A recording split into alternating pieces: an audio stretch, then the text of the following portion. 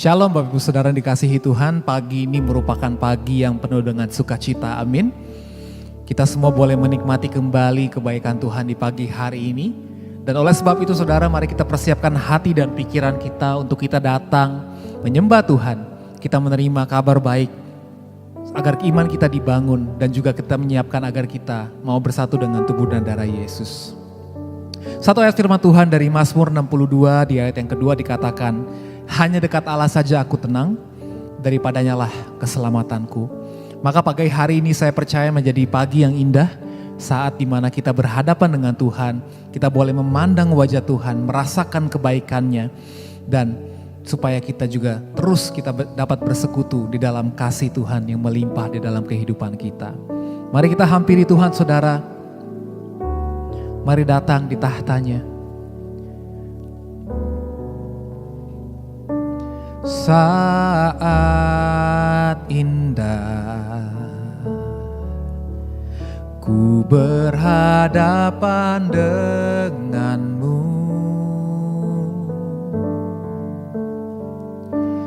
memandang wajahmu, Yesus kekasih jiwaku.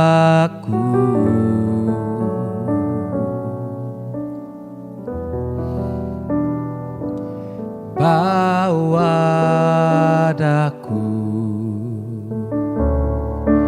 erat dalam pelukanmu,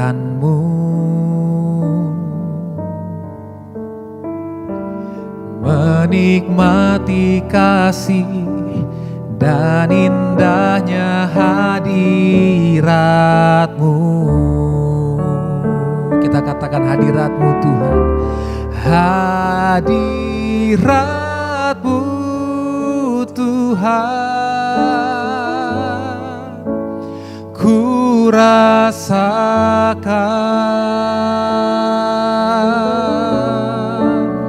kekudusanmu Bapa, penuhiku.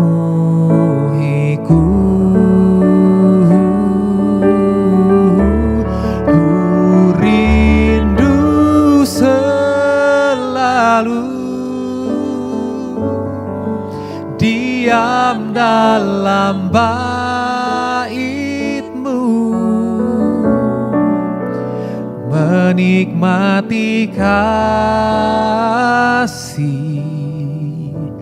anugerah-Mu. Sama-sama kembali kita datang di hadirat Tuhan. Kita katakan kembali bersama-sama saudara. Saat indah ku berhadapan denganmu,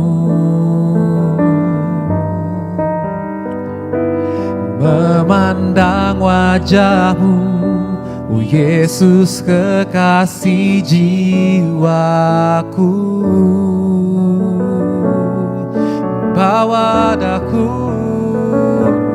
bawa daku erat dalam pelukanmu,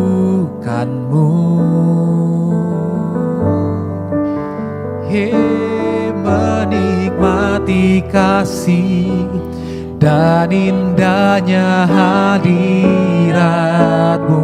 Bersama-sama umat Tuhan kita katakan hadiratmu, hadiratmu Tuhan, ku rasakan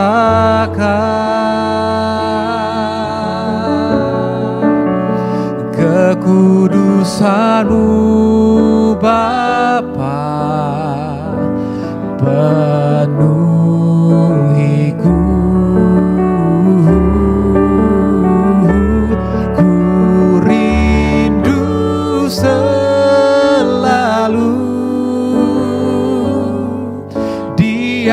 Dalam bait-Mu, menikmati kasih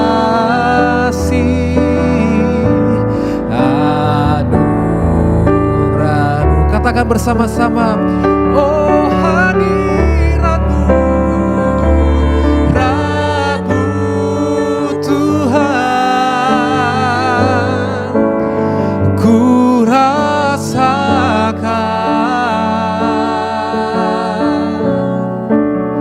kekudusan-Mu Bapa, penuhiku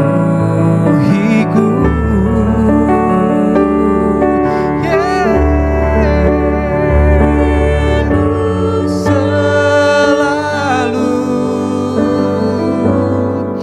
diam dalam bait-Mu, menikmati kasih anugerah-Mu. Katakan menikmati kasih-Mu Tuhan, menikmati kasih anugerah-Mu.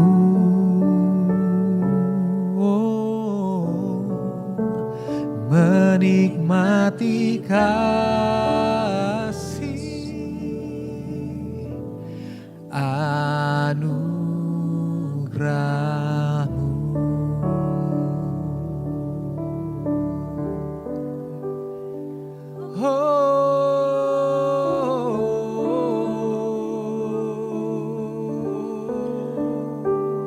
Kami sembah Engkau Tuhan,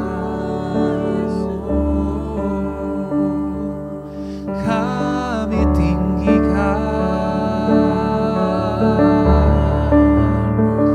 kami muliakan, kami agungkan Yesus Raja.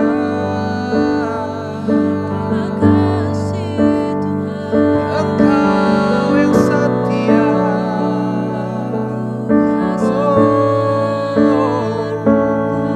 kami rasakan kasih-Mu, kami rasakan hadirat-Mu,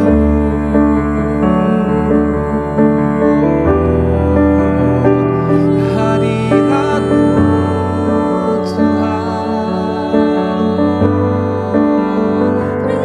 Yesus.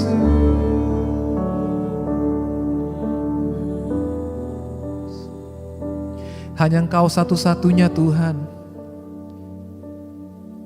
Hanya Engkau pribadi yang mengenal hati kami. Terlebih dari siapapun juga di dunia ini ya Tuhan. Kami hanya mau berharap kepada Yesus. Kami hanya mau memandang kepada Yesus. Oleh sebab itu Tuhan, kami katakan, kami mengangkat kedua tangan kami Tuhan. Kami pandang wajah-Mu Yesus. Lebih dalam lagi kami mau bersekutu dengan Tuhan. Kami katakan, hanya Engkau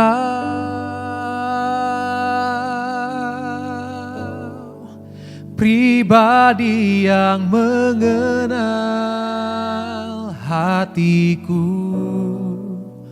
Tiada yang tersembunyi bagimu.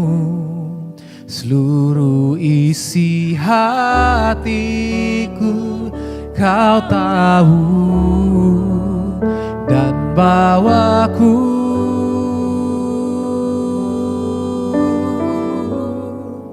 untuk lebih dekat lagi padamu, tinggal dalam indahnya dekapan kasih-Mu. Kita katakan bersama-sama, hanya Engkau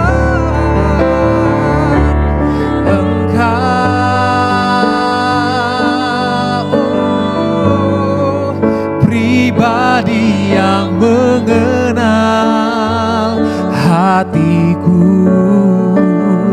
Tiada yang tersembunyi bagimu. Seluruh isi hatiku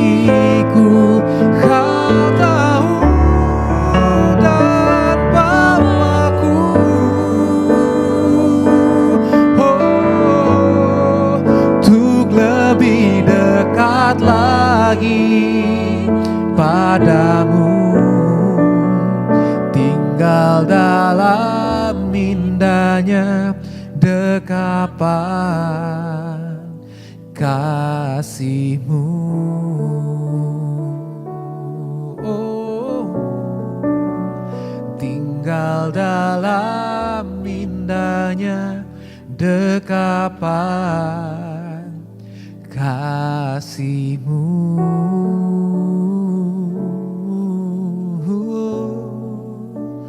Tinggal dalam indahnya dekapan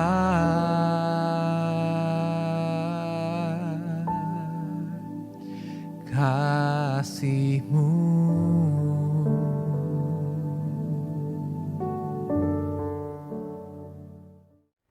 Haleluya, tanpa terasa sekarang kita sudah ada di hari Sabtu yang terakhir dari bulan Februari. Dan tentunya ada begitu banyak perjalanan yang luar biasa di bulan Februari ini. Nah, untuk menutup bulan ini tentunya, biarkan firman Tuhan akan membawa kita untuk kita mempersiapkan hati kita, bergerak dalam pengalaman-pengalaman yang lebih lagi. Dan tentunya apa yang kita lakukan harus dalam kuasanya Tuhan, di dalam lawatannya Tuhan. Artinya kita harus bergerak dengan kekuatan Tuhan, yaitu di dalam iman. Nah, untuk itu sebelum kita masuk di dalam firman Tuhan, mari kita berdoa dulu. Tuhan, terima kasih pagi hari ini kami memulai kegiatan kami untuk mengikuti ibadah I Start with Jesus dari program Zion Church of Christ. Aku berdoa dimanapun setiap anak-anak Tuhan ini berada, mereka dilawat Tuhan, mereka semua dijumpai Tuhan, mereka semua diberkati Tuhan. Dan setiap firman yang keluar dari mulutnya Tuhan tidak pernah kembali dengan sia-sia, tetapi akan mengerjakan segala perkara dan pastinya berhasil. Roh Kudus ambil alih, sederhanakan setiap kata kalimat bahasa yang aku pakai. Roh Kudus kuasai aku di dalam segala keterbatasan yang ada. Roh Kudus yang memampukannya untuk berbicara bagi anak-anak Tuhan. Di dalam nama Tuhan Yesus Kristus. Haleluya. Amin. Judul hari ini, saudara, berbicara mengenai the law of faith. Atau dengan kata lain, hukum iman. Artinya ada aturan main nih. Di dalam iman itu bisa bekerja. Ada aturan main untuk kita bisa mengalami jawaban-jawaban dari penyediaan Tuhan. Lukas 8 ayat 45 sampai dengan ayat yang ke-46, Yesus berkata di dalam sebuah situasi di mana dia berhadapan dengan orang banyak dan ada seorang wanita yang perdarahan 12 tahun dan dia mengalami mujizat disembuhkan. Tapi mari kita lihat proses kesembuhannya seperti apa. Ayat 45 dikatakan, lalu kata Yesus, siapa yang menjamah aku? Dia bertanya seperti itu. Dan karena tidak ada yang mengakuinya, berkatalah Petrus, Guru, orang banyak mengurumuni, artinya mengelilingi engkau. Jadi Yesus itu dikelilingi oleh orang banyak, dan suasananya itu penuh sesak. Dan mereka mendesak engkau, artinya sesak sekali, dempet sekali dengan Yesus. Tetapi Yesus berkata begini, ada seseorang yang menjamah aku, sebab aku merasa ada kuasa yang keluar dari diriku. Nah, ayat-ayat yang sama dengan itu saudara bisa baca di dalam Matius 9 ayat 18 sampai 20, Markus 5 ayat 21 sampai 34, lalu Lukas 8 ayat 40 sampai dengan ayatnya yang ke-48. Nah, orang banyak itu situasinya sedang berdesak-desakan di sekitar Yesus. Mereka mendekati Yesus. Mereka, orang-orang itu mengerumuni Yesus dari segala sisi. Oke. Makanya Petrus bicara tadi, kenapa? Karena akan tampak aneh kalau Yesus bertanya, siapa yang menjamah aku? Kenapa demikian? Karena banyak orang, saudara, saat itu secara fisik semua orang menyentuh Yesus. Maksudnya yang di dekat Yesus semuanya menyentuh. Tetapi yang menarik adalah wanita yang sakit perdarahan ini, yang sudah sakit selama 12 tahun ini, dia mengalami lawatan Tuhan, dia mengalami kesembuhan. Kenapa? Karena dia menyentuh, bukan menyentuh secara fisik Yesus, tapi dia menyentuh kuasanya Yesus melalui iman. Nah, mungkin banyak orang di dalam kerumunan itu, ya saya tahu itu, mereka semua membutuhkan kesembuhan. Tetapi saat tulisan Alkitab ini dikatakan, yang mengalami kesembuhan hanya wanita ini saja yang disebutkan dia menerima mujizat kesembuhan. Nah, apa sih yang menjadi perbedaannya? kenapa hanya wanita yang perdarahan 12 tahun ini yang mengalami mujizat? Apakah karena penyakitnya yang lama sekali, total penyakitnya tadi, atau karena yang lain mungkin sakitnya cuma biasa aja jadi nggak ngalamin kesembuhan? Ya kan? Apa yang menjadi perbedaannya? Kenapa hanya perempuan ini yang mengalami mujizat? Masalahnya adalah sentuhannya tadi. Orang-orang menyentuh Yesus secara fisik, tapi wanita ini menyentuh secara iman. Ini yang menjadi perbedaan. Dia melakukan sentuhan iman. Mohon digarisbawahi di sini. Jika hanya kesediaan Yesus, artinya jika hanya situasinya adalah di dalam dirinya Yesus, artinya dia rela, dia mau atau enggak, itu bergantung sama Yesus untuk menyembuhkan. Atau mungkin hanya Yesus yang menentukan apakah seseorang ini sembuh atau orang ini tidak sembuh. Kalau itu situasinya tergantung Yesus, maka semua orang yang sakit dalam kerumunan itu pasti akan disembuhkan. Saudara tahu kenapa saya mengatakan demikian? Karena kehendak Tuhan, keinginan Yesus, semua orang disembuhkan. Iya pasti loh. Yesus pengen semua orang disembuhkan. Tapi dalam teks ini kan, yang sembuh cuma si perempuan ini. Ini yang kita mau pelajari. Kenapa? Nah, peristiwa ini menunjukkan bahwa bukan doa yang menyelamatkan orang sakit sebenarnya. Ingat baik nih. Bukan doa yang menyelamatkan orang sakit. Bukan sekedar doa maksud saya. Tetapi dikatakan doa yang dipanjatkan dengan iman itulah yang akan menyelamatkan orang sakit. Saudara bisa lihat di dalam Yakobus 5 pada ayat yang ke-15. Doa dengan iman itu yang dapat menyembuhkan orang sakit. Saudara, artinya begini, kesembuhan itu diatur oleh hukum. Ya kan? Makanya di situ tadi awal kita punya khotbah judulnya adalah The Law of Faith. Hukum iman. Makanya kesembuhan itu diatur oleh hukum, saudara. Bukan oleh keputusan Tuhan secara individu berdasarkan perasaannya Tuhan terhadap kita. Maksudnya, oh Tuhan lagi kasihan sama perempuan ini, makanya perempuan ini disembuhkan. Atau, oh Tuhan lagi hatinya lagi nggak suka sama si Anu, makanya si Anu itu tidak mengalami kesembuhan. Artinya tergantung perasaan Tuhan. Tuhan ingin semua orang disembuhkan. Tapi saudara harus lihat di sini, ada hukum yang bekerja di sini. Wanita ini menerima kesembuhan melalui yang disebut dengan hukum iman. Kenapa demikian? Even bahkan Yesus sendiri, dia nggak tahu siapa yang sentuh dia. Bahkan sebelumnya, Yesus nggak tahu apa-apa tentang perempuan ini. Yesus nggak kenal siapa perempuan ini. Yesus juga nggak tahu siapa perempuan itu. Dan perempuan itu pun belum cerita sama Yesus sakitnya apa. Jadi saudara bisa lihat, Yesus belum mengetahui apapun tentang diri perempuan tersebut. Ya kan?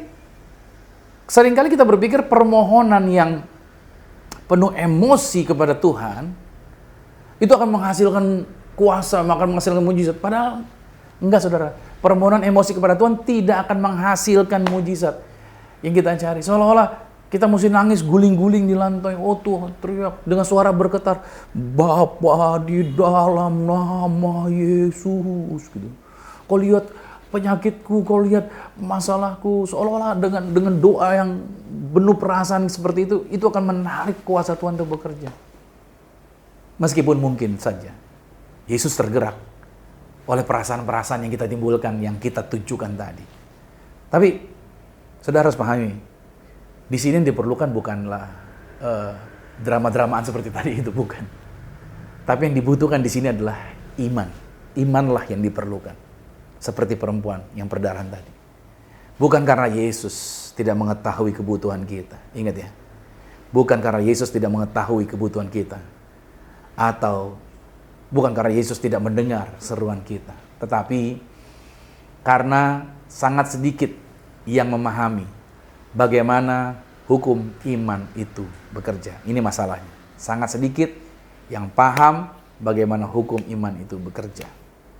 Saudara yang kasih Tuhan, salah satu perbedaan utama antara iman yang berasal dari Tuhan dan iman yaitu yang manusia alami yang dimiliki setiap orang, iman tuh yang datang dari Tuhan atau iman dari manusia alami, perbedaannya adalah bahwa iman dari manusia itu hanya percaya, ingat ya, iman manusia itu hanya percaya pada apa yang dapat dia lihat.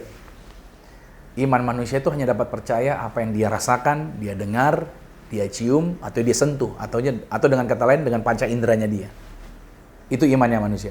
Tetapi iman dari Tuhan itu percaya pada hal-hal yang nggak kelihatan, saudara. Nah, saudara harus pahami, kita harus percaya bahwa kita menerima jawaban kita ketika kita berdoa, ya kan? Kita percaya bahwa kita menerima jawaban kita ketika kita berdoa, bukan ketika kita melihat hal yang kita inginkan. Jadi, ingat baik, pada saat kita berdoa, kita percaya itu kita akan terjadi, bukan pada saat kita melihatnya. Atau singkatnya, iman adalah respons kita terhadap kemampuan Tuhan yang disempurnakan oleh tindakan kita. Nah, percayalah sepenuhnya kepada Tuhan.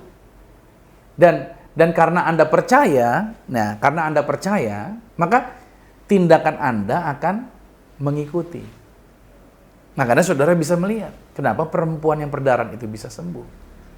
Dia percaya dari awal. Dia sudah mendengar tentang siapa Yesus. Dan dia sudah mencoba berbagai macam cara untuk disembuhkan, tapi dia tidak pernah mengalami kesembuhan. Maka ketika dia mendengar Yesus masuk ke daerahnya, dan Yesus di situ sedang mengajar, dan dia berkeliling, dan dia dengar orang-orang berseru tentang Yesus.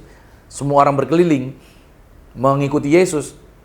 Wanita ini, karena tadi dikatakan dia beriman, dia percaya Yesus bisa sembuhin dia, satu-satunya yang bisa sembuhin dia. Dia mengambil langkah, dia keluar dari rumahnya dalam situasi yang belum disembuhkan. Dia belum melihat kesembuhannya, tapi dia sudah percaya. Dia tinggalin rumahnya. Dia keluar, masuk ke dalam kerumunan yang sulit sekali, begitu padatnya orang. Dan mungkin orang-orang yang tahu dia perdarahan, mungkin orang-orang itu kan berkata, "Hei, kamu kan sedang perdarahan, gak boleh keluar rumah." Karena zaman itu orang yang perdarahan atau perempuan yang berdarah itu harus di dalam rumah, gak boleh keluar sampai dia selesai. Tapi dia tetap menerobos. Mungkin dia mengalami ejekan, mungkin mengalami bentakan, mungkin orang-orang mendorong dia, atau mungkin dengan tubuhnya dia tentunya dalam kondisi yang tidak sehat, tubuhnya tidak kuat, dia lemah, tapi dia percaya dia bisa mengalami kesembuhan. Dan situasi tadi yang di awal saya katakan, semua orang yang kelilingin Yesus, semuanya sentuh Yesus secara fisik. Semua orang di situ pengen mengalami keajaiban, pengen mengalami kuasa. Tapi saat itu, kata Yesus, ada kuasa yang keluar dari diri dia. Dan Yesus berkata, ada orang yang telah disembuhkan. Dan tidak ada orang-orang di situ yang mengaku, karena memang mereka tidak mengalami kesembuhan. Cuman satu, yaitu perempuan yang berkata, asal kujamah ujung jubahnya, maka aku akan sembuh. Berarti ada kemungkinan perempuan ini dalam kelemahannya, Yesus juga tidak buru-buru jalannya, karena begitu banyak orang di sekitar dia. Mungkin dalam terobosannya perempuan ini, dalam merayapnya, mungkin dia tidak berdiri, atau mungkin dia merayap, berusaha menerobos, mungkin dia terjatuh di dekat kaki Yesus. Di situ dia hanya berharap memegang ujung jubah, dan ketika dia memegang, aliran kuasa Tuhan terjadi atas perempuan ini, karena dia bukan menyentuh fisiknya Yesus, tapi dia menyentuh iman yang datang dari Yesus. Hari ini juga saya katakan sama saudara, ketika Anda bergerak mengikuti cara yang dilakukan oleh perempuan ini, yaitu bergeraklah dengan iman, sentuhlah iman yang datang dari Yesus. Artinya, saudara memperkatakan apa yang Tuhan firmankan. Saudara memperkatakan apa yang Tuhan janjikan. Ketika engkau melangkah dengan keyakinan, berserah dan mempercayakan sama Tuhan, maka apa yang kata orang mustahil, buat Tuhan, buat kuasa Tuhan, itu tidak ada yang mustahil bagi hidup Anda. Bahkan orang dunia berkata, nggak mungkin dengan segala situasi sedang Anda hadapi. Tapi kalau Anda mau percaya, dan Anda melangkah, menyentuh iman, bukan menyentuh fisik, tapi menyentuh iman Yesus, maka saudara akan mengalami kuasa mujizat Tuhan. Ada amin. Jadi hari ini saudara yang kasih Tuhan, pada saat sebentar kita akan masuk dalam sakramen tubuh darah Yesus, Anda akan menyentuh dengan iman, menyentuh kuasa Tuhan untuk bekerja atas kehidupan saudara. Mari siapkan roti dan anggur di tangan kita. Hari ini juga kuasa yang dahsyat, mujizat yang ajaib, itu terjadi bagi kehidupan Anda. Karena sekarang Anda ngerti, Anda menyentuhnya dengan iman. Angkat rotinya, sama-sama dengan saya katakan, dalam nama Tuhan Yesus. Inilah roti yang telah turun dari surga. Inilah tubuh Tuhan Yesus Kristus. Tubuh yang tergantung di atas kayu salib. Yang memberikan kami, bersama dengan keluarga, kehidupan yang kekal di dalam kerajaan sorga. Oleh korban tubuh Kristus, mulai hari ini kami menang atas segala virus, menang atas segala penyakit, tidak terkapar di meja operasi. Oleh korban tubuh Kristus, kami diberkati umur panjang dan tidak sakit-sakitan. Dalam nama Yesus, inilah roti yang turun dari surga. Inilah tubuh Tuhan Yesus Kristus. Mari kita makan tubuh Tuhan Yesus.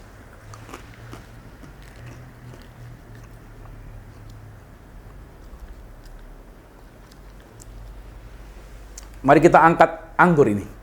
Bersama-sama dengan saya katakan, dalam nama Tuhan Yesus. Inilah darah Yesus Kristus. Darah yang tercurah, darah yang tertumpah di atas kayu salib.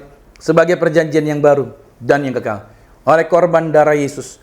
Maka mulai hari ini, kami bersama keluarga termeterai menjadi warga sorga. Punya rumah di bumi, punya rumah di sorga. Tidak mengembara, dimanapun berada melangkah, dijagai pasukan malaikat sorgawi. Aku tolak kuasa gelap. Aku tolak setan-setan. Roh-roh jahat tidak berkuasa atas kami. Bahkan kami percaya kuasa orang jahat tidak bisa menang atas kami.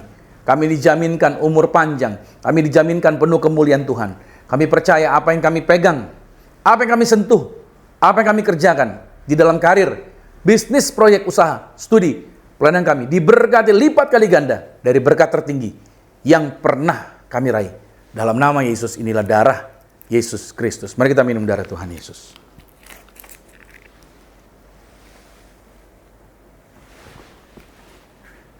Bapak Ibu Saudara, Anda masing-masing mengucap syukur untuk tubuh dan darah Yesus yang telah Anda terima. Beriman dan percaya, kuasanya, pertolongannya, mujizatnya terjadi bagi hidup setiap kita. Di tangan saya ada minyak urapan. Saudara juga boleh siapkan minyak. Kita bisa berdoa bersama-sama. Dan minyak di tangan Bapak Ibu, itu juga jadi minyak urapan yang berkuasa. Di mana minyak urapan yang diteteskan, itu menjadi pemeteraian bahwa saudara sepenuhnya itu sah menjadi milik Kristus. Artinya ketika iblis menuntut, coba menghakimi Anda, dia tidak berkuasa. Ada jaminan Tuhan yang bersama dengan saudara. Mari sama-sama dengan saya katakan, dalam nama Tuhan Yesus, inilah minyak urapan. Setiap tetesnya punya kuasa mengusir setan. Setiap olesnya punya kuasa menyembuhkan sakit penyakit.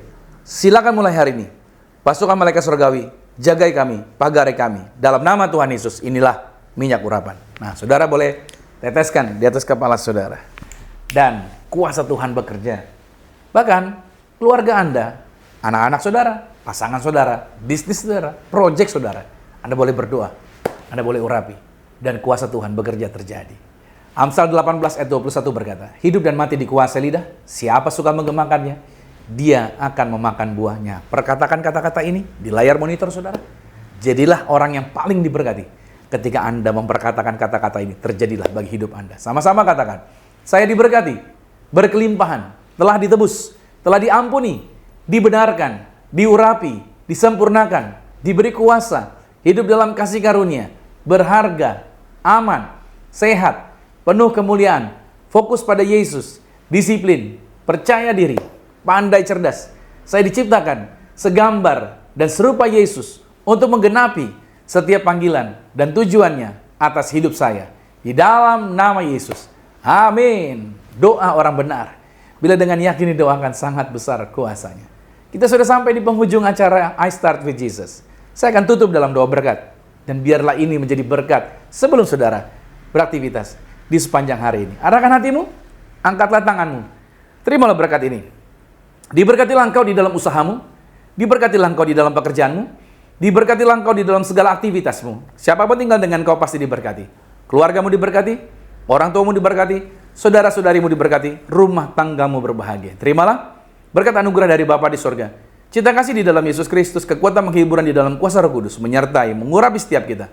Mulai hari ini, sampai Tuhan Yesus datang, menjemput Anda dan saya, keluargamu dan keluarga aku, kita semua, sama-sama menjadi warga sorga. Yang percaya sama-sama dengan saya katakan, amin, puji nama Tuhan. Saudara, bagikan siaran ini kepada keluarga saudara, jadilah berkat dimanapun Anda berada, karena saya percaya melalui siaran-siaran I Start With Jesus, itu menjadi berkat yang luar biasa buat setiap kita. Sampai jumpa kembali di program I Start With Jesus berikutnya. Dan Tuhan Yesus Kristus memberkati setiap kita. Amin. aku percaya tiada yang mustahil bagimu. Kuasamu kuatkanku, dasarku berharap. Kini aku berserah pada rancanganmu bagiku. Ku ikuti panggilanmu, ku kan setia